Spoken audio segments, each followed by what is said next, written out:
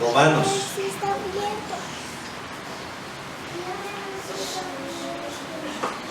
Romanos, hermanos. Romanos 1 vimos la vez pasada. Vamos a preguntar entonces. Vamos a preguntar qué vimos entonces acerca de Romanos 1. Debemos nacer de nuevo. Dice el Señor en su palabra. Exactamente dice eso. Hay varias cosas que ahí habla el apóstol, ¿no? La primera, acerca de para qué nos llamó Dios. Nos llamó para algo específico, ¿no? ¿Qué es eso específico? Y fui enfático en eso, en recalcar eso. La gracia de Dios viene sobre nosotros ¿para qué?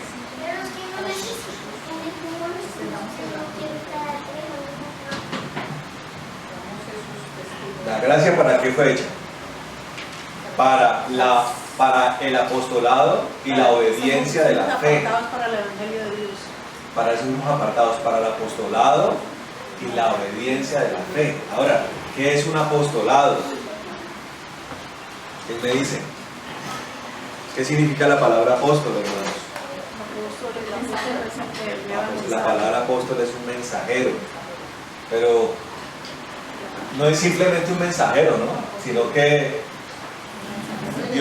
Dios levanta personas para que seamos sus testigos. ¿Amén? Pero la palabra apóstol significa enviado. Enviado. Para que seamos sus testigos, ¿no? ¿Qué es un testigo? La persona que ve lo que sucede o lo que ha sucedido. La persona que habla lo que vio, lo que vivió, lo que sintió, lo que contempló, ¿cierto? Entonces, un apostolado, conforme al Señor Jesucristo, es un apostolado que para ejercerlo bien tiene que haber conocimiento de Dios, ¿cierto? Conocimiento de la palabra. Conocimiento de la palabra, conocimiento de Dios en intimidad, ¿sí? Conocimiento de su presencia. ¿Amén? Sumergirnos en la dimensión de Dios para ser sus testigos. Y para eso es la fe, ¿no? La fe es lo que nos permite incursionar en las áreas de Dios. Dios nos da la fe. Recuerden que el Evangelio es de fe y para fe, que esa es la segunda parte que hablamos hace 8 días. Dios nos da la fe, ¿cierto? ¿La fe proviene de nosotros?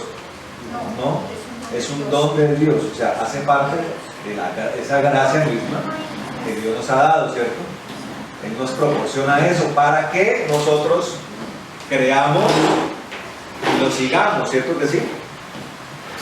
O sea, Él nos dice, Él nos da las herramientas para creer en Él, para dirigirnos hacia su conocimiento. Y todo este proceso de conocimiento de Dios, ¿qué proporciona? Proporciona fe. Como cuando usted siembra una pepita de manzana, una semilla. ¿Proviene de qué? De la manzana. Y de esa semilla que va a brotar, un árbol que va a proporcionar ¿qué? Manzanas. La fe, entonces tenemos la fe don, porque la fe es un don, pero también tenemos la fe fruto, ¿cierto que sí? Usted va y mira, examina los dones en la palabra en el libro de 1 Corintios y también mira en el libro de Gálatas, perdón, ahí usted va a ver el don de fe y usted va a ver en Gálatas en el fruto del Espíritu la fe. ¿Sí me entiendes? Es como una tenaza que hace parte del control de Dios. La fe es lo más indispensable, amén, en la vida del apostolado y en la vida del cristiano, amén. Y también hablábamos acerca de la inexcusabilidad de los hombres. En el último trozo del capítulo 1, de que los hombres son inexcusables delante de Dios, porque hay una cosa que se dice mucho, ¿no? Que por qué Dios lleva a la gente al infierno, y hay gente que no sale de ese dilema, pero ¿por qué Dios es tan bueno y tan lindo y tan hermoso? Manda gente al infierno. Eso uno tiene que preguntarse.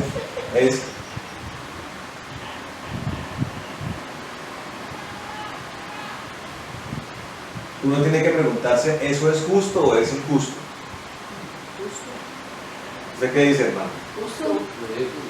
Es justo. Claro. Es una situación bastante difícil, sí, pero es justo Dios. Eso hace parte, eso es una de las cosas que tenemos que aprender de Dios. Él es justo, o sea que esas no son cosas que Él hace porque sí, o porque tenga una, o porque el Señor sea intemperante o impulsivo, como los tiranos. Los tiranos son impulsivos. La mañana que un tirano amanece con gastritis, ¿qué hace? Máteme 25 para yo, así no eran los romanos. Esto está muy complicado, tráigame 40 personas para crucificarlas. Así eran los romanos, así era Pilatos, ¿no? Así, vamos a crucificar, ¿cuánto? 50 hebreos, tráiganme para crucificarlos, saciar la sed de sangre, de violencia, de venganza que tiene el tirano. Pero Dios lo hace por justicia, no lo hace por tiranía, Él lo hace por justicia. Pero es tanto el amor del Señor que Él nos da todas las herramientas. O sea, Él dice, bueno, yo no quiero que el hombre se pierda. Nos da hasta la fe, ¿sí me entienden? O sea, ya la persona que no quiere seguir al Señor Jesucristo, aunque Él está proporcionando las herramientas para que crea, para que lo siga, es porque es una persona muy testaruda, ¿sí me entiendes? Ya es un corazón endurecido. Y en ese pasaje el apóstol está describiendo el proceso de apartamiento que el hombre tiene con Dios y porque es inexcusable. Lo primero que dice él es que se deja de glorificar a Dios y se sale de un estado de agradecimiento, que es como el núcleo de la glorificación de Dios. El núcleo de glorificar a Dios está en la acción de gracias, permanente y real, no una simple acción de gracias por salir del paso, ¿sí? Como cuando la persona ora por orar. No, de verdad, gracias por eso, porque Dios ha hecho cosas grandiosas por nosotros. Y el apóstol ahí dice que más allá del evangelio que se tiene que predicar y es lo que tenemos que hacer, Dios se ha encargado de que aún desde su propia creación el hombre no tenga excusa para decir que no conoció a Dios, cuando la naturaleza misma habla de un Dios bueno y perfecto. ¿Sí? Los antiguos, antes de que viniera el Señor Jesucristo hace miles de años, muchos entendían eso. Incluso habían sacerdotes del Altísimo, ¿sabía usted? ¿Quién era ese Altísimo? Dios creador. La naturaleza misma hablaba de un Dios bueno, porque la creación, usted lo mira en Génesis, el Señor mismo se encargó, también lo miramos hace 8 días, de que todo quedara bien. Perfecto. Miraba, quedó bueno, perfecto en gran manera. Él hizo eso para que nosotros lo pudiéramos disfrutar, ¿cierto? Él diseñó todas las cosas de tal forma que las cosas y la naturaleza y la creación hable de Dios con mucha claridad. Con mucha claridad. Hay una película que se llama El orden del caos, acerca de un hombre que tiene muchas preguntas, ¿no? Y esa película en gran parte de su guión habla acerca de cómo las cosas en la tierra fueron hechas desde un mismo parámetro. La creación tiene un mismo parámetro, una misma fórmula matemática está allí, y es bastante básica. O sea, no es porque Dios sea básico, sino porque Dios siempre desde lo más sencillo nos demuestra que desde allí hace lo complejo. Por eso la predicación del Señor Jesús, ¿sí? La forma en que Él hacía los milagros, las sanidades, así, esa es la forma en que Dios obra delante de nuestros ojos, ¿correcto? Entonces la creación habla acerca de eso, las galaxias, el universo, las leyes del universo, física, las leyes físicas de la tierra, cómo fueron hechos los árboles, cómo fue que las corrientes de agua, los ciclos del agua, los animales, esa arquitectura, ese diseño tan perfecto, tan hermoso. Nos habla de un Dios bueno, un Dios que tiene que esencialmente ser adorado por esa razón. Pero el hombre empezó a dejar de glorificar a ese Dios creador. ¿Sí? Dice la palabra que se envaneció en sus razonamientos y su corazón se entenebreció, se llenó de tiniebla. Y veíamos cómo para que las cosas sean hechas bien, tiene que haber ¿qué? Luz. El hombre ha hecho mal las cosas, él ha creído que las ha hecho bien, pero las ha hecho mal porque no ha tenido luz. Tan es así, hermano, que los grandes descubrimientos del hombre, inventos, ¿sabe de dónde han surgido? La tecnología que usted tiene hoy no existiría si no hubiera habido la Segunda Guerra Mundial o la Primera Guerra Mundial. Mire cómo la oscuridad, y yo le hago una pregunta: ¿todo eso que el hombre ha hecho ha sido realmente de bendición? ¿Lo ha hecho crecer espiritualmente? ¿Lo ha acercado a Dios? ¿No? ¿La tecnología ha acercado al hombre a Dios? No. Algunos cristianos creerán que si no, pastor, claro, Skype nos ha acercado a Dios. ¿Seguro? ¿O nos ha alejado de Dios? ¿Cómo hacía la gente hace siglos para adorar a Dios? Si no tenía YouTube ni un computador donde pudiera meter 400.000 canciones cristianas, ¿cómo hacían? Con el corazón. Con el corazón, hermano. Y por ahí, con medio de los instrumentos que el hombre hasta ese punto había fabricado. Porque hay cosas que son celestiales. Los instrumentos musicales, la mayoría son de origen celestial. ¿Usted sabe? Claro, el arpa, la guitarra, tiene una inspiración en el arpa, los tambores, ¿sí? La cítara, ¿sí? Instrumentos también de viento. No, hay cosas que tienen inspiración divina, hay otras que no. Hay otras que fueron modificadas ya no con inspiración divina, por ejemplo la guitarra eléctrica. Yo le puedo asegurar que en el cielo no hay guitarra eléctrica, o por lo menos yo no he escuchado. De lo que uno ha experimentado, no he escuchado realmente. Correcto. Entonces uno va discerniendo las cosas, pero la mayoría de cosas realmente han sido desarrollos del hombre en su oscuridad.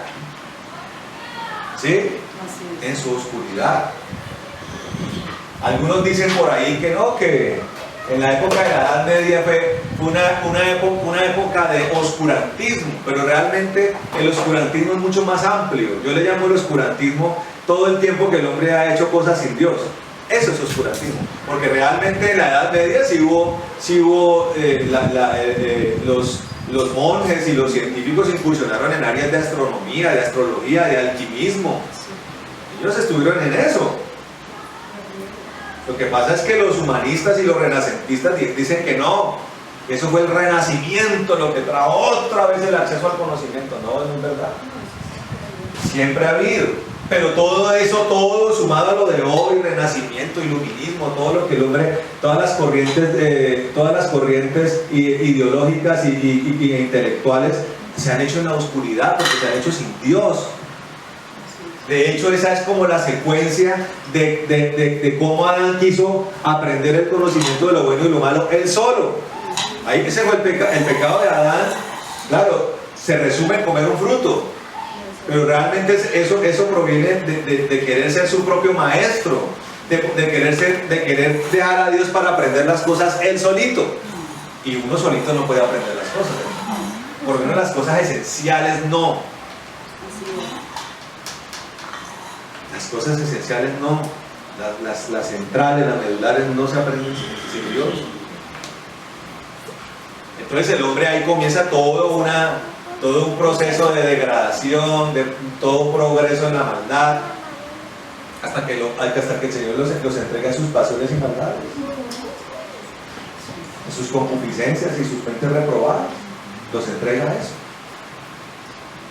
Es como cuando la ley dice que cuando un hijo es muy rebelde, ¿a qué tiene derecho un papá?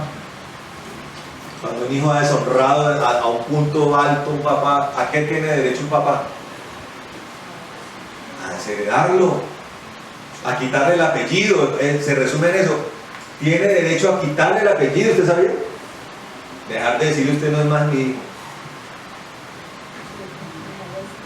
La deshonra a Dios ha tenido esa consecuencia milenaria. Pero Dios es tan amoroso que Él quiere restituir las cosas y mejorarlas aún. Porque la palabra dice que todo proviene de una caída de Adán. Pero la palabra dice que hay un segundo Adán que es mejor que ese Adán. ¿Amén? ¿Quién es?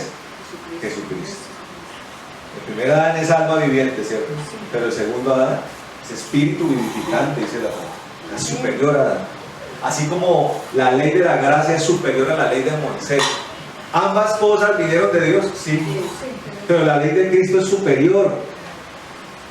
Y el segundo Adán es superior. Ambos Adanes los levantó Dios. Sí. Pero es superior el segundo Adán, ¿cierto?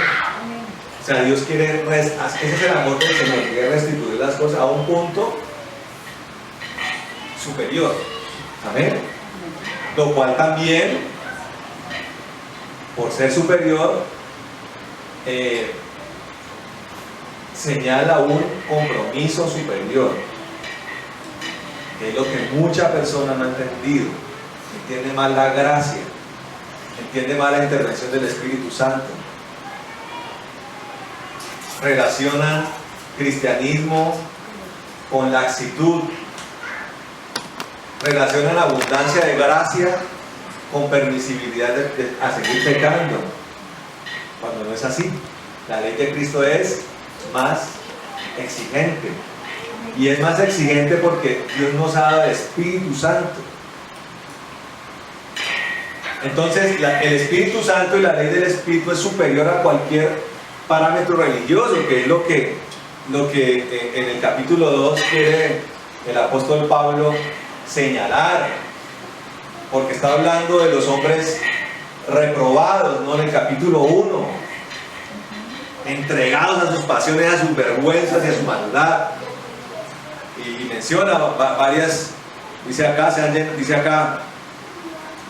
Dios les entregó una mente reprobada, versículo 28, para hacer lo que no es debido. Se han llenado de toda injusticia, maldad, avaricia y perversidad.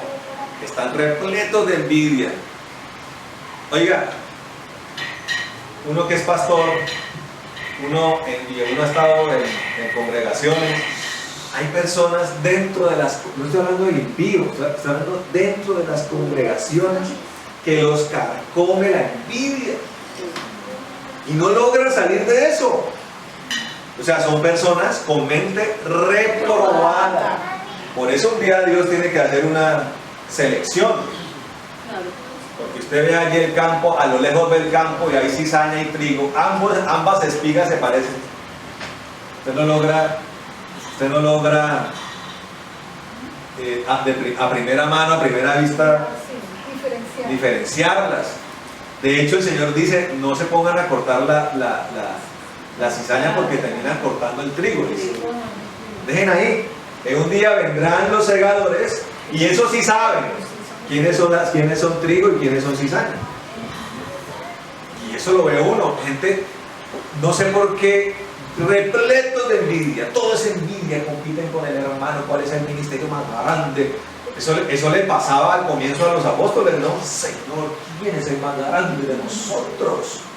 Y también llegaban las mamás alcahuetas. Señor Jesús, venimos para hacer una pregunta fundamental o una propuesta. A ver si coges tú a nuestros hijitos y los pones a uno a la diestra y a otro a la izquierda. El Señor dice, eso no me corresponde a mí. Yo sí les digo una cosa. Ellos, por ser apóstoles, van a tener que pasar por un bautismo por el que yo voy a pasar. Se llama un precio de muerte. ¿Y cuántos de los 12 apóstoles murieron? Todos. Uno murió de viejo, estoy hablando, murieron violentamente. Sí. De los 12, 11. El único que murió viejito, pero pasando por cosas muy brutales fue Juan. Pero cosas muy... Para que entiendan que ese es un llamado de apóstol a apóstol. Porque hay un llamado al apostolado con E minúscula, que es el llamado de todos los que somos enviados en el Evangelio, a predicarlo, a ser testigos de Cristo. Pero hay unos que son apóstoles, un llamado específico. Es como, no es igual, no es lo mismo profetizar que ser profeta. Hay una gran diferencia. Pero eso lo hablamos en otro momento. Una cosa es profetizar y otro ser profeta. El profeta tiene toda una serie de características de su llamado. Igual el apóstol. En cuanto al apóstol, tienen que ser las réplicas más exactas de Jesús. En su vida y en su muerte. ¿Usted sabía eso? Hombres negados completamente al mundo, a sus propios deseos. Y hombres que generalmente son llamados a un precio alto por el Evangelio. Y todo el mundo, sin entender las cosas, muchos han dicho, ¡ay, yo quiero ser apóstol! Como alguna vez preguntó el pastor Cañas, ¿quién quiere tener un llamado como el mío? Todos enloquecidos levantaban la mano, creyendo que esa era soplar y hacer botellas.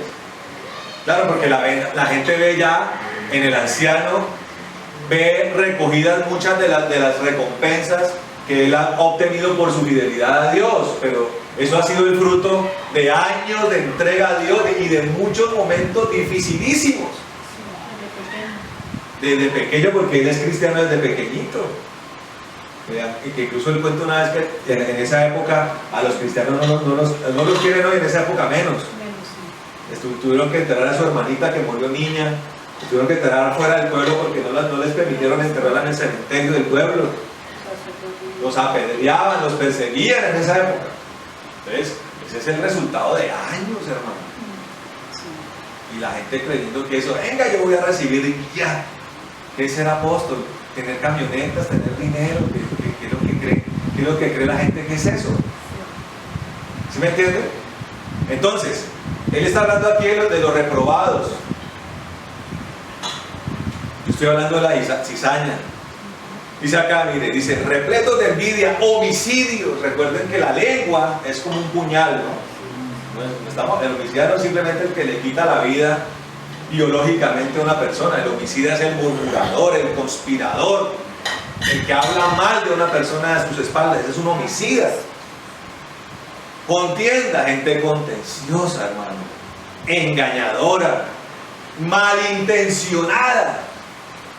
Hay gente que todo lo hace como con mala intención. ¿Sí? Es como el niño que ve al otro que está acostadito así, o tiene la manita puesta apoyada en el piso y pasa y ¡tim! Entonces, que son así, malos, que se gozan en imprimirle dolor a otro niño. Eso se llama mala intención. Eso ya me habla de un corazón reprobado, un corazón corrompido. Hay gente que es así en la iglesia, malintencionada. ¿Sí? Estoy hablando de la gente de la iglesia. Porque el impío, es que, hermano, si usted yo le hago una pregunta, si usted va a una zona de tolerancia o a un bronce, ¿usted cree que usted va a encontrar ahí qué? ¿Qué va a encontrar ahí? Si un país o una ciudad necesitara un gobernante, el gobernante que se necesita, ¿lo va a buscar al bronce? El aprobado para ser alcalde lo va a encontrar, uno que va a encontrar en el Bronx: drogadictos, prostitución, asesinos, ladrones, o todo junto, porque el mismo ladrón puede ser drogadicto, puede ser asesino, puede ser prostituto, puede ser todo. ¿Sí? Uno en el mundo que encuentra, o sea, es que es una cosa, algo en lo que tenemos que reflexionar. Y lo tenemos que reflexionar no para ahora nosotros creernos santos y allá esos impíos que se pudran. No, debemos entenderlo para compadecernos más.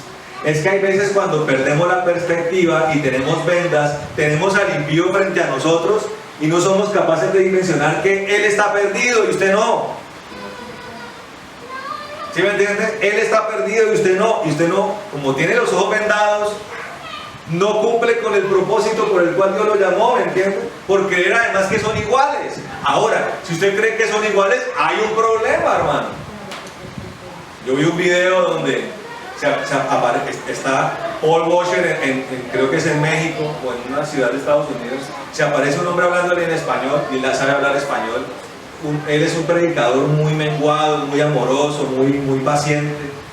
Entonces el hombre le está hablando de su familia y está hablando de su hija y de su hijo, que entonces está preocupado porque la hija cristiana, que es cristiana desde chiquita, le dice el hombre, tiene un novio impío, y comienza Paul Washer como con ese amor le dice, hombre, no se engañe. Ella no es cristiana. Ella no es cristiana.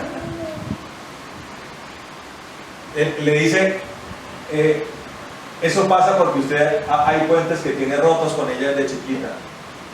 Y además, un niño no solamente tiene que pasar por la mano de un papá, sino que tiene que pasar por la mano de un anciano. A mí, yo tengo aquí al anciano de la iglesia, pues no, el anciano espiritualmente, ¿no? Pero ella no ganas. Y a mí me complace mucho que él tenga ese contacto con Emanuel y con Josué.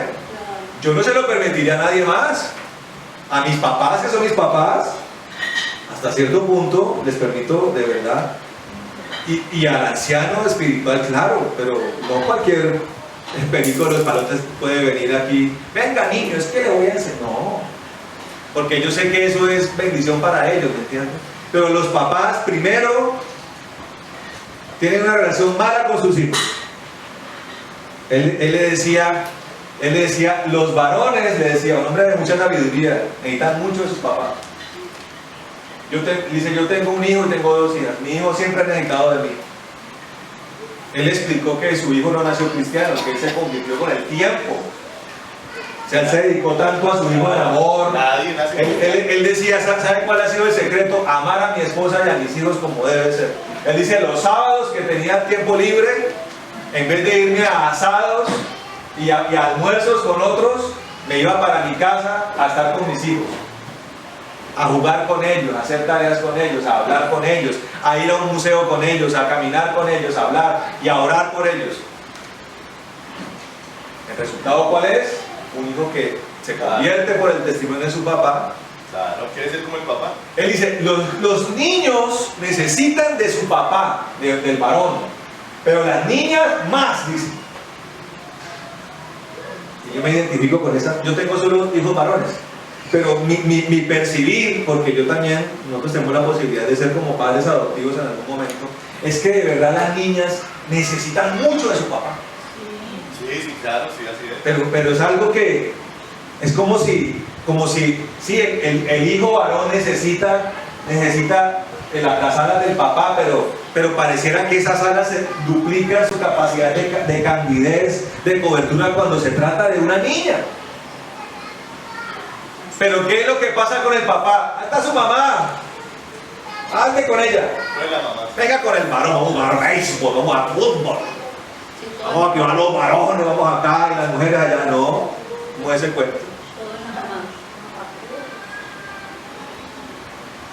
Se hacen las cosas como no se deben hacer. Y él con ese amor le dice, no, tu hija tiene que ir a hablar si es cristiana, tiene que ir a hablar con los ancianos de la iglesia. Y tienen que decirle a ese hombre, mira, yo no puedo estar contigo. Pero el problema no es ese. Ella posiblemente ni quiere hacer eso porque le gusta el tipo. Una mujer o un hombre se consigue que inmundarlo porque ¿qué es lo que le gusta? El mundo, hermano.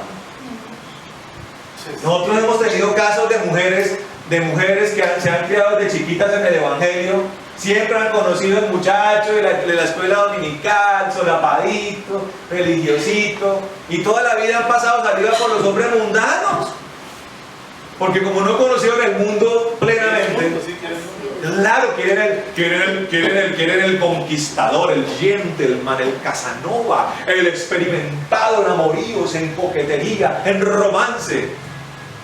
Miren al misionero consagrado para Dios. No, no me amarra los zapatos. En cambio que baila salsa sabroso, el que me gusta, el que mira así sesgado, el que es coquetón. El mundano. Pero lo que no logra dilucidar una muchacha de la iglesia es que detrás de esa apariencia de frescura, de culería, hay un animal que se la va a tragar entera, la va a destruir. Ay, de pronto no, mire, le garantizo que la va a destruir, o lo va a destruir si es en el caso del hombre. Eso es como, a ver, ¿cuándo usted se va a tirar de un quinto piso y va a caer como una pluma en el pavimento? ¿Será posible eso? Yo le pregunto, si alguno de ustedes dice, vamos a ver si es verdad lo que dice el pastor, no, se encarama ya la gobernación del Huila y se tira así contra la plaza, ¿cómo se llama? Misael Pastrana, Borrero. ¿Cómo va a quedar? Le va a generar un trabajo para el CTI. El CTI va a tener que ir con espátulas y palas a levantarlo de ahí, porque quedó pegado contra el pavimento. Es una garantía de que la cosa va a salir mal.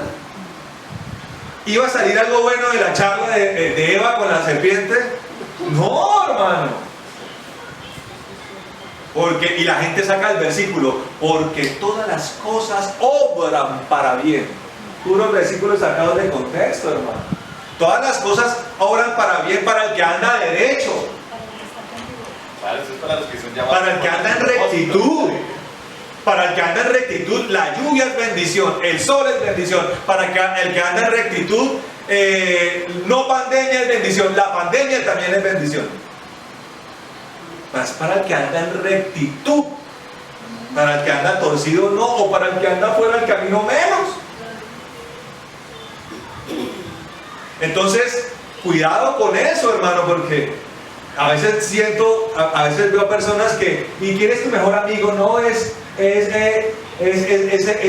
gay. ¿Cómo así que su mejor amigo es gay? ¿Cómo así que su mejor amigo es el jíbaro del barrio? ¿Cómo así que su mejor amigo es el borracho de la esquina? ¿Cómo así?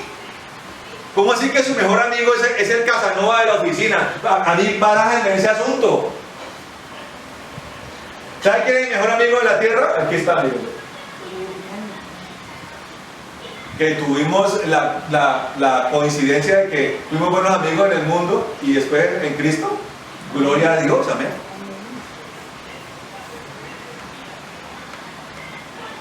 Pero todo ese hilo de gente con la que uno conoció, yo me compadezco de ellos y Dios me permitió acercarme a ellos no como amigo, sino para predicarles el evangelio, hermano.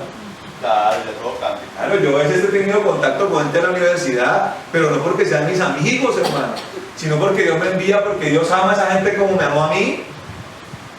Entendamos eso. Y para poder entender eso necesitamos entender estas cosas. El hombre impío no tiene justificación. Usted no puede llegar y decir, ay, pastor Mauricio, pero ese es buena gente, ese en todos los diciembre regala ropa a los niños pobres. No importa, no va a alcanzarle para salvarse, hermano. Es que ese amigo mío todos los diciembre regala pavo relleno. Hay gente que hace eso, ¿no? Hay gente que se le mueve el corazón, destina a su prima para comprar pelotas y muñecas. ¿Está bueno eso? Pues por lo menos le da la alegría a un niño para que tenga la pelota que nunca pudo tener. Claro que está bien, pero hermano, nosotros necesitamos algo superior a obras esporádicas, hermano. Necesitamos el sacrificio de Cristo para ser justificados, hermano. Y el sacrificio de Cristo efectivo en una persona se hace efectivo por la sangre de Cristo. O sea, el que haya recibido beneficio de ese sacrificio tiene que tener sus pecados limpiados. Eso no es algo especulativo o algo nominal o algo simplemente de palabra. Realmente el que ha recibido la sangre de Cristo, ¿en qué se nota? ¿En que lo protege del coronavirus? ¿O en que no tiene, o en que la mancha del pecado ha sido quitada? Y yo le hago una pregunta: si la mancha del pecado ha sido quitada, ¿el pecado seguirá gobernando a la persona? No. Si usted llega y si usted tiene una plaga en la casa y trae al más experto exterminador, dice, le eche el veneno más poderoso, y usted ve el reguero de cucarachas, de zancudos, de moscas, de gusanos, bueno, lo que sea, ¿podrá decir usted que ya la casa está infestada de plaga? La plaga se murió, hermano. Entonces el que dice que ha sido lavado por la sangre de Cristo, el pecado ya no puede prevalecer sobre él. Y ahí está la diferencia, hermano, entre el justo y el injusto. Pero la justicia de Dios no puede venir por religión.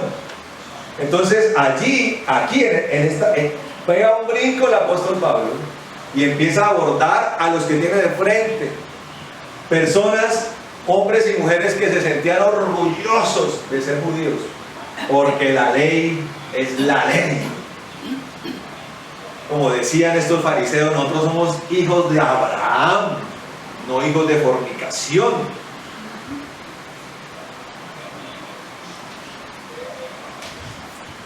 No hijos de fornicación, haciendo alusión al Señor Jesucristo y a María, que fue embarazada por el Espíritu Santo.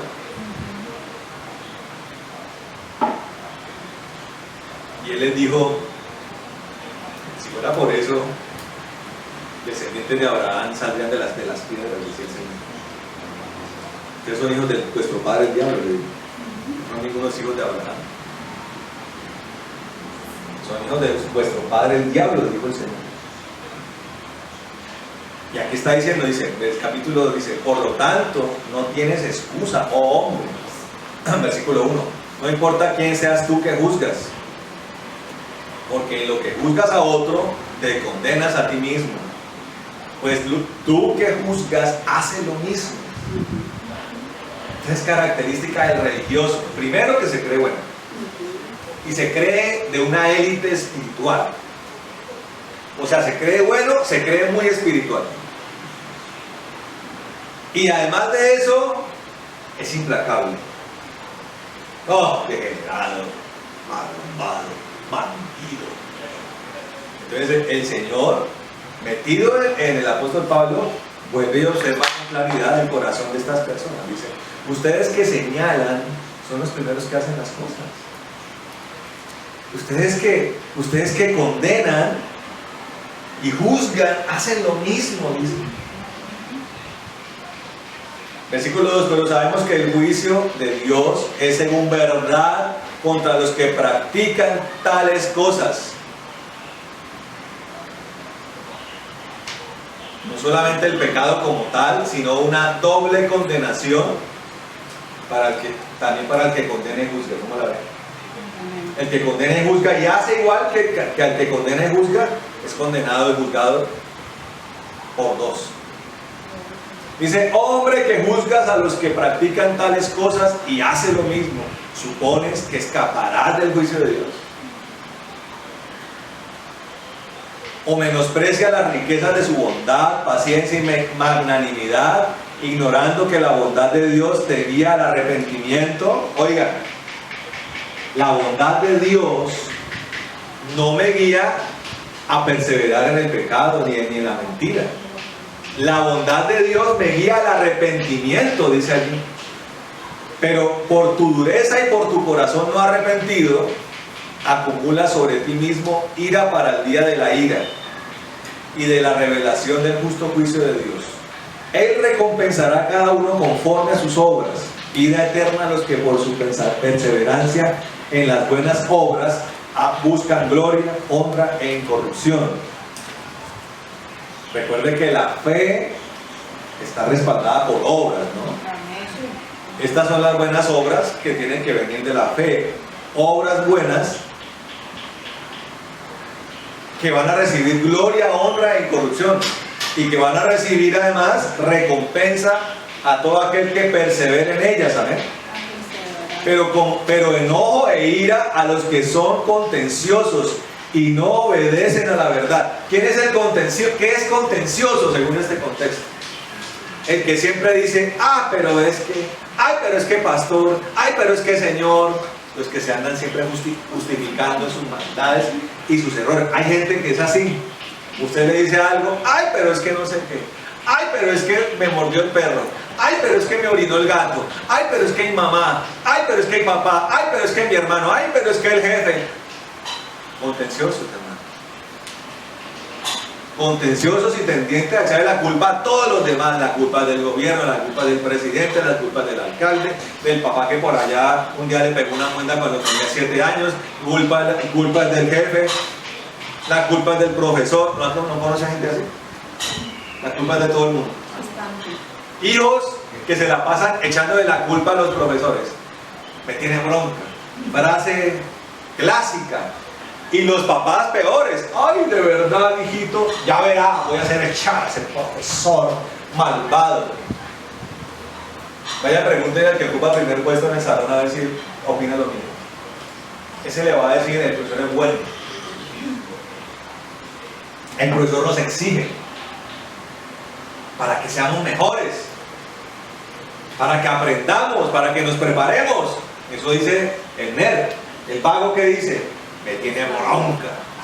Hombre, ¿cómo no le va a tener bronca si hace indisciplina en el salón, se hace en la silla de atrás para pegarle calvazo a los demás, para hacer chistes flojos, nunca lleva la tarea, no presenta las exposiciones, no estudia para los exámenes?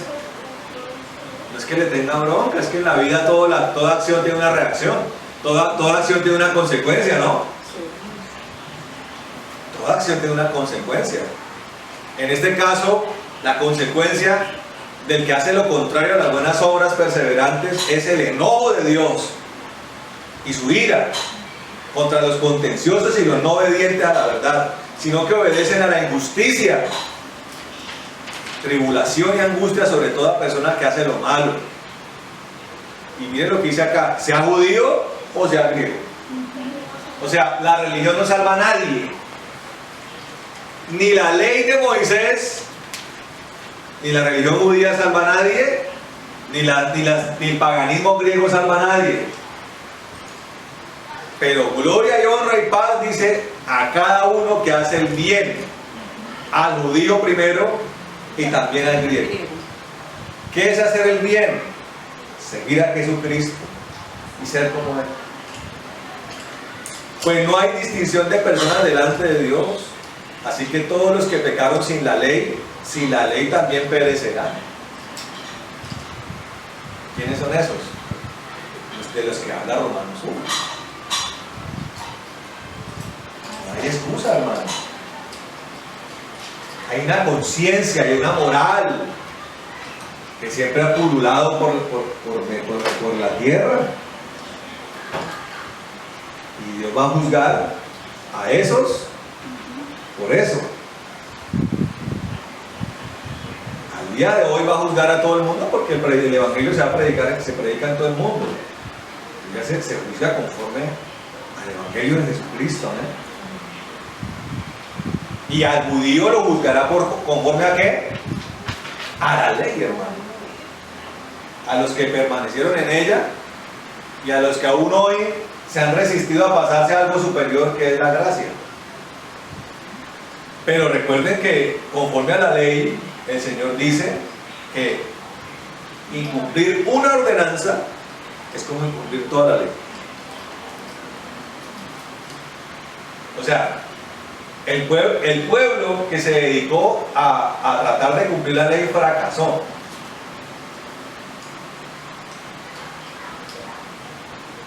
O sea, esa misma ley, como dice el apóstol Pablo más adelante, viene a ser la muerte de la persona. La ley que se hizo para vida viene a ser como la guillotina que corta la cabeza. ¿Sí me entienden? Entonces, es conforme a la fe, hermano, no conforme a la religión. Dice acá, así que todos los que pecaron sin la ley también perecerán, y todos los que pecaron teniendo la ley, por la ley serán juzgados, dice acá, ¿sí ven? Porque no son los oidores de la ley los que son justos delante de Dios, sino los hacedores de la ley serán justificados. Entonces ahí el Señor decide hacer una obra superior. La primera ley, ¿dónde fue? ¿En qué fue escrita? En tablas de piedra, ¿cierto? Ahí se quedó, ¿no? El judío se especializó en tener las tablas de piedra, las filacterias llenas de la ley, las casas repletas de la ley. Usted puede ir a casas de cristianos, hermanos, donde cada centímetro cuadrado de la casa está lleno de mensajes. Pocotón de promesas. Al lado del televisor, en el cuarto, en la oficina, en versículos, en la cocina, en el baño, porque también en el baño la persona tiene que estar en el baño, llegar grabado. Igual que el judío. Oiga, ¿de qué le sirve a la persona tener las casas llenas de eso y el corazón vacío de esa ley? Oiga, eso es típico del religioso, ¿sabes? No, ni siquiera, no estoy hablando de imágenes, estoy hablando del religioso cristiano. Lleno, camisetas con versículos bíblicos. Agenda con diarios de versículos y devocional bíblico. El lapicero. Lo gira para un lado, le sale un proverbio. Lo gira para el otro, le sale un salmo.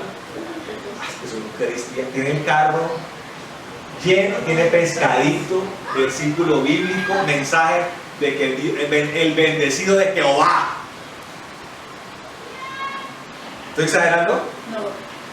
Hermano, ¿estoy siendo exagerado? Vaya, mire usted la colección de discos cristianos, hermano. Ha gastado millones y tiene toda la colección de fulanito de tal.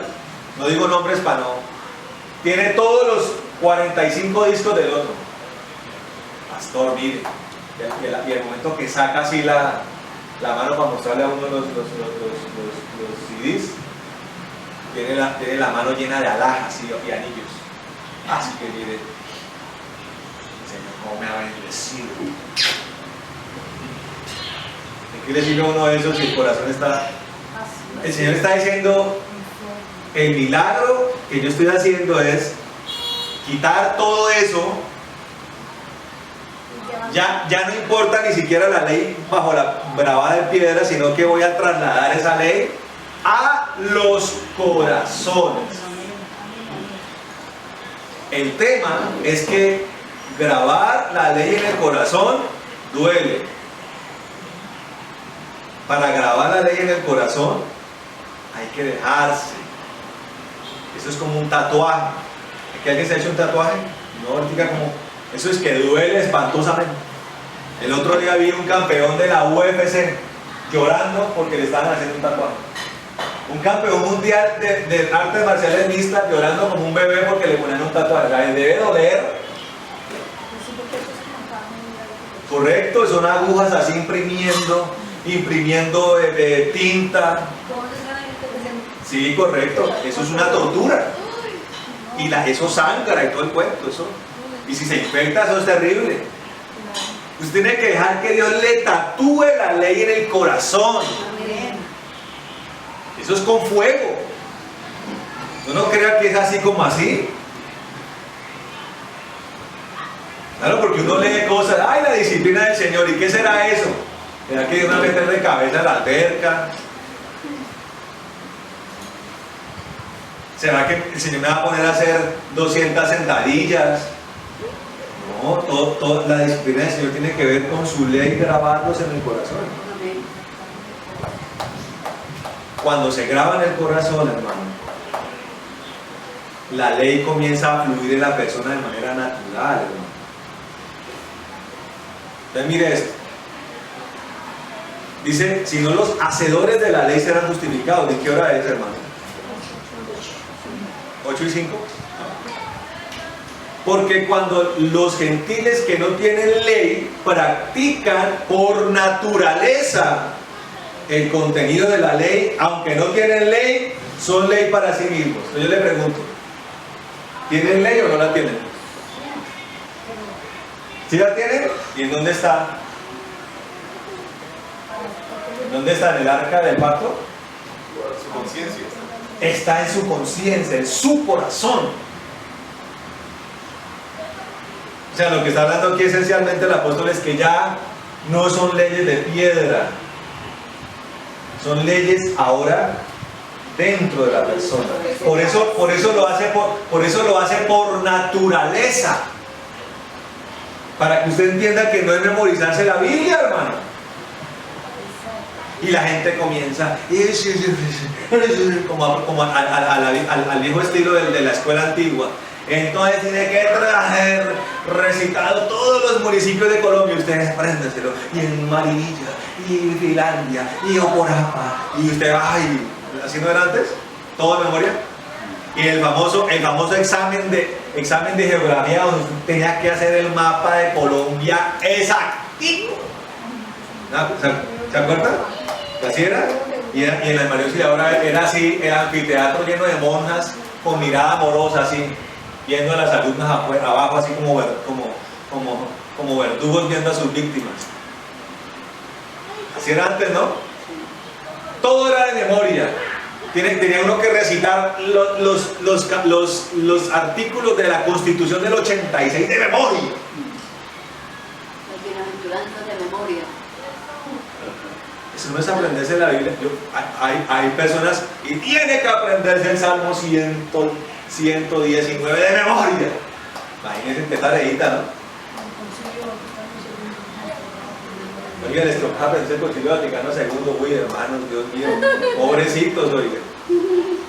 Oiga, no es eso, es que esto quede grabado acá, hermano, quede como computarizado en usted. Amén. Para que usted sea reprogramado, hermano. No es porque usted sea un robot, sino que utilizo la analogía para que me entiendan. Y cuando usted viene a mirar, el gentil que nunca tuvo la ley mosaica, ni en piedra ni en nada, comienza a hacer la voluntad de Dios de manera natural y espontánea. O sea, se le metió Cristo a la persona. ¿Y quién es el que está allí? Pues ¿quién cree que es? El Verbo. O sea, que se grabe la ley en el corazón es que se le meta a Cristo a usted. ¿Quién dice amén? Entonces, la justificación que viene por el arrepentimiento y por la sangre de Cristo permite que se reproduzca en usted Cristo. ¿Cómo le parece?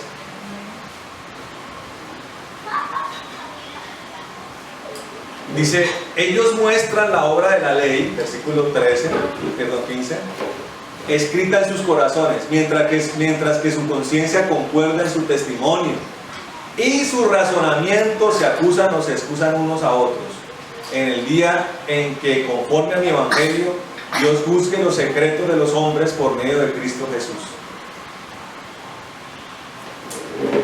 Dice, he aquí, tú tienes nombre de ser judío, te apoyas en la ley y te glorías en Dios. Tú conoces su voluntad y apruebas lo que más vale, porque estás instruido en la ley. Tú estás persuadido de que eres guía de los ciegos, luz de los que están en tinieblas, instructor de los que no saben, maestro de niños, teniendo en la ley la completa expresión del conocimiento y de la verdad. Tú pues que enseñas a otro, ¿no te enseñas a ti mismo?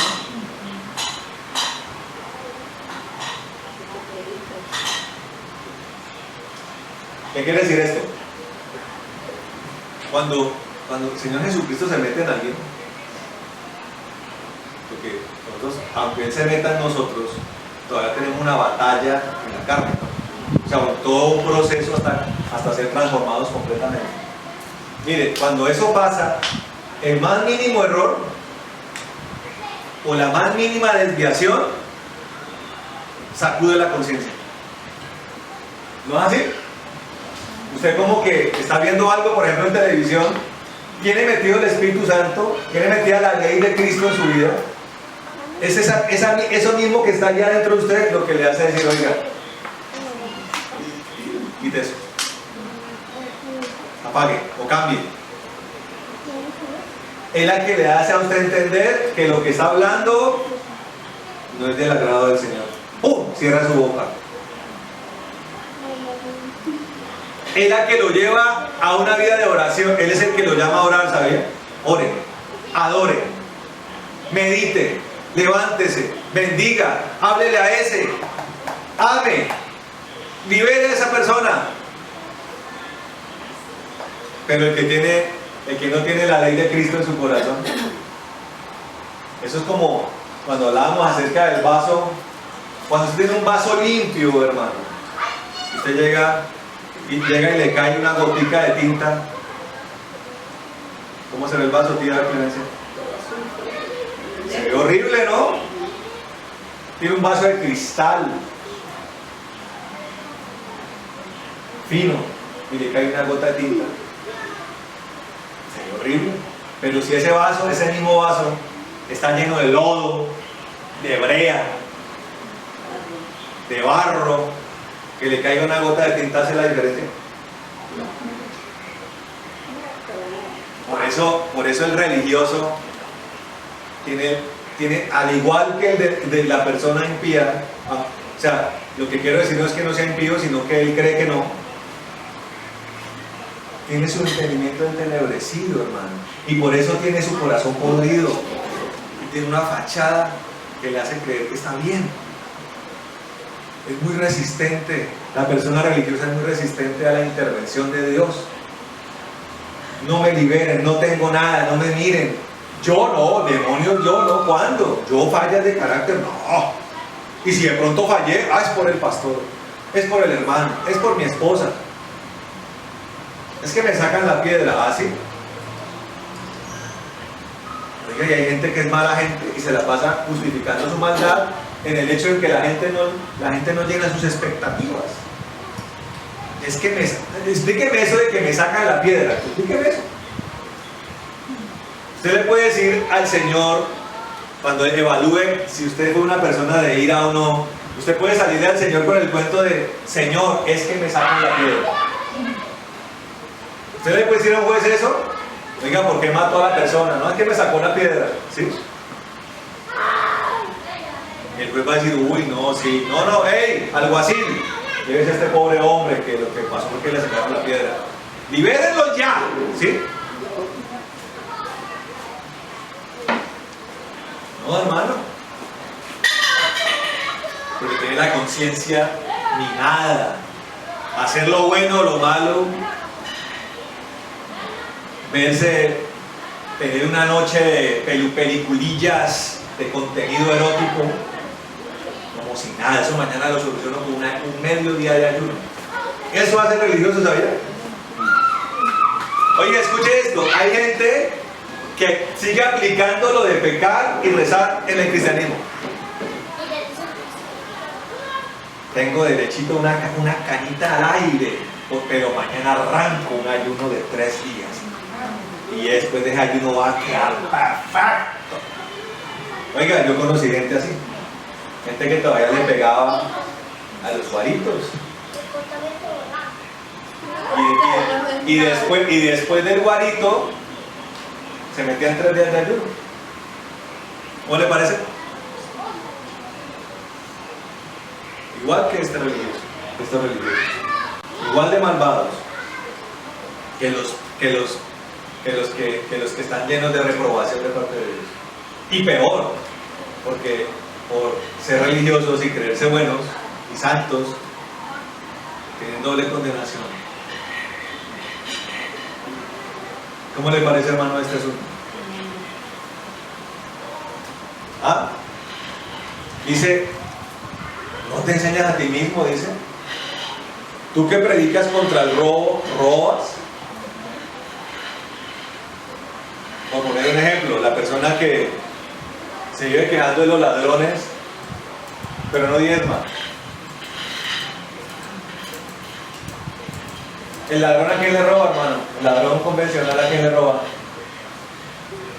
Al hombre. ¿Y el que no diezma, a quién le roba? A Dios. ¿Y qué es más grave? A Dios. No es que robar está bien. Robar está mal, y los ladrones no pueden heredar el reino de Dios. Pero una cosa es robarle al hombre, otra cosa es robar a Dios. ¿Sí? Por eso dice acá: tú que predicas contra el robo, robas. Tú que hablas contra el adulterio, cometes adulterio. Alguno puede llegar a decir: ay, pastor, ahí sí se equivocó. Yo le he sido fiel a mi esposa hasta el día de hoy. ¿Ah, sí? ¿Y en el corazón no ha adulterado? ¿Cómo así? Claro, eso dice el Señor, ¿no? Aquel que desea a una mujer desde su corazón, una mujer que no sea su esposa, adultera con ella, dice el Señor. ¿Qué es desear a una mujer? Decir, quien fuera Jean para estar, ¿sí me entiendes? O sea, no quiero ni decirlo. O aquel que dice, esa vecina, uy, ¿por qué me casé con mi mujer y no con esa? ¿Qué está haciendo ahí? Adultera. ¿Sí me entiendes? Sí. ¿Tú que hablas contra el adulterio, adultera? Dice acá. Tú que abominas a los ídolos, cometes sacrilegio. Tú que te jactas en la ley, deshonras a Dios con la infracción de la ley, porque como está escrito, el nombre de Dios es blasfemado, el nombre de Dios es blasfemado por causa de vosotros entre los gentiles. Porque la circuncisión aprovecha en verdad si se guarda la ley. La persona que quiere vivir bajo la ley, ¿qué tiene que hacer? ¿Qué es lo primero que tiene que hacer? El hombre que quiere vivir bajo la ley de Moisés. Abraham le tocó que no. A todo aquel que quería convertirse al judaísmo le tocaba, no venga. Iban los judíos con sus cuchillas.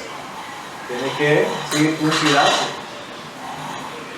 Vaya, usted pregúntele a los que quieren vivir la ley si lo hacen. Ese es el punto de partida, la circuncisión del prepucio. Dice acá. Pero si eres transgresor de la ley, tu circuncisión ha llegado a ser incircuncisión. O sea, de nada sirve. De manera que si el incircunciso cumple los justos preceptos de la ley, su incircuncisión no será considerada como circuncisión. O sea, el que cumple la ley de Dios, porque está grabada en su corazón, y produce las obras que Dios quiere, puede que sea un incircunciso físicamente, pero es un circunciso de corazón. ¿Se está entendiendo? ¿Cuál es la circuncisión que Dios quiere? La de nuestro corazón. Los sobrantes de nuestro corazón debe uno permitir que Dios los quite. La intervención de Dios en nuestro corazón parte de eso. Dios circuncida nuestro corazón. ¿De qué lo circuncida? Del pecado, de la tendencia del pecado, de las obras de la carne, de la maldición, de la iniquidad.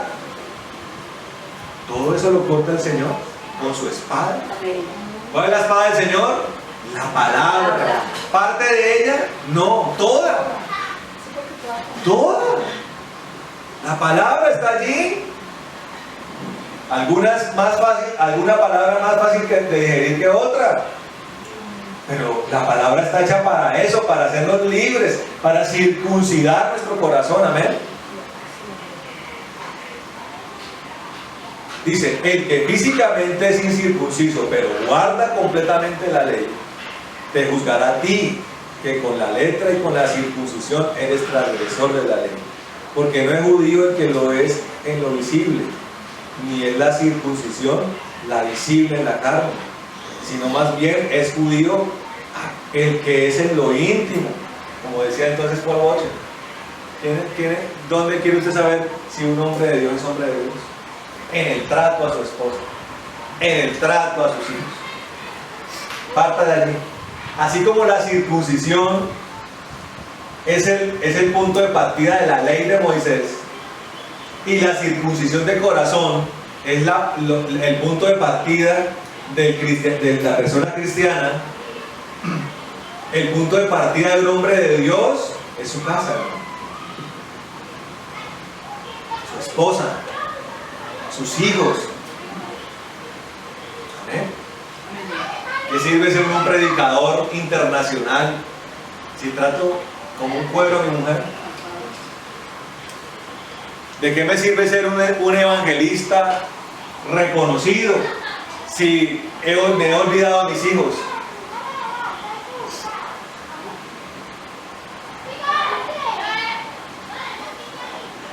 Ese es el núcleo de las cosas, porque eso me da mi legitimidad.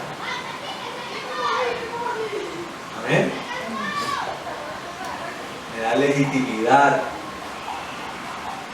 me da autoridad, ya más de la que el Señor da. Dice acá, la alabanza del tal no proviene de los hombres, sino de Dios. ¿Qué quiere decir esto? Dios es el que sabe quiénes somos nosotros, hermano. Él sabe cuál es nuestra condición. Él sabe en qué nivel estamos. Él sabe qué tan auténticos y legítimos somos, hermano. Él sabe qué tan verdaderos hijos suyos somos, hermano. No es por apariencia, es por realidad. Amén. Y para finalizar, eso nos tiene que llevar a reforzar lo que hemos hablado mucho. No nos importa lo que los hombres piensen, sino lo que piensa el Señor. Si usted sigue esa premisa, usted va a tener paz, hermano. Si usted sigue la premisa de que hay que agradarse al Señor, usted va a ser una persona cristiana próspera. Y estoy hablando próspero en todo el sentido de la palabra. Como dice, la prosperidad primero se encarga de la prosperidad del alma. El alma es la primera que tiene que prosperar, y el alma prospera como un producto de una circuncisión del corazón y de una ley que está grabada en nuestro corazón y conciencia. Y prosperada el alma, entonces Dios dice, bueno, vas a prosperar en todo. No inversamente. Porque algunos creen que la prueba de que somos sus hijos es que somos prósperos en las añadiduras. No, hermano. Nuestra alma tiene que prosperar primero. Amén. Vámonos de piernas. Vamos a orar. Pastor, yo tengo una duda. ¿Cuál es la diferencia entre el pecador y el impío? No, ahí la diferencia está en que no hay diferencia. ¿Entre qué? Entre el pecador y el impío. ¿Es igual? Sí, el impío es el mismo pecador. Ahora, entendiendo pecador, el que practica el pecado, ¿no? ¿Sí me entienden? Sí, es que precisamente hablaba de eso.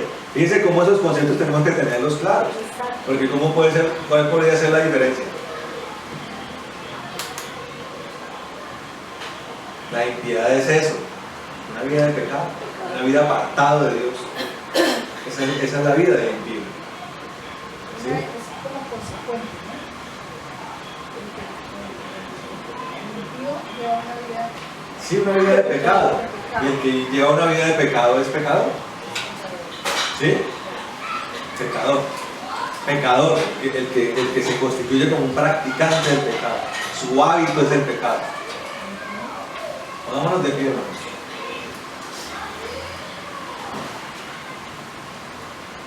Vamos a orar. Bueno, bendito Señor, te damos gracias en esta noche, te alabamos y te glorificamos, Dios bueno, has sido bueno con nosotros. Señor, gracias por este pueblo, Señor, que hoy se ha esforzado para venir a este lugar, Señor, y te damos gracias por hoy el tiempo de oración, el tiempo de adoración, Señor, que hemos podido estar contigo, Señor maravilloso. Gracias, Dios bueno. Señor, pedimos que esta palabra, Señor maravilloso, se grabe en los corazones, maravilloso Dios. Que podamos entender para qué nos llamaste, Señor, para la gracia, para el apostolado, para la obediencia de la fe. Que podamos, Señor maravilloso, tomar la fe que tú nos has dado para producir fruto en la fe, Señor. Que podamos, Señor, recibir en nuestra vida y evidenciar en nuestra vida, Señor, la restauración de todas las cosas, Señor. Porque tú nos has dado vida y nos has dado vida en abundancia, Señor maravilloso. Y tú has restituido todas las cosas, Señor maravilloso, para que hoy, Señor, sobre nosotros caiga la gracia, Señor. Y todo lo que el hombre, Señor, decidió hacer mal, ahora nosotros contigo, Señor maravilloso, retomamos, Señor maravilloso, la acción de gracias y la glorificación permanente, Señor. En el nombre de Jesucristo de Nazaret, Señor. Y tomamos, Señor maravilloso, Señor, la bondad que tú nos has dado para nosotros dar frutos dignos de arrepentimiento, maravilloso Dios. Y para por la intervención de tu Espíritu maravilloso, Dios, dar fruto del Espíritu, Señor Santo. Para que tu ley, Señor, se grabe en nuestros corazones. Para que tú circuncides nuestro corazón, Señor. Y para que eso afiance la salvación del alma, Señor maravilloso. En el nombre de Jesucristo de Nazaret, para que seamos llamados circuncisos de corazón, Señor. En el nombre de Jesucristo, y para que tu voluntad, Señor, la reproduzcamos, la ejecutamos, Señor, de manera natural y de manera genuina, Señor. En el nombre de Jesucristo, Señor. Espíritu de Dios, llénanos de ti, Señor.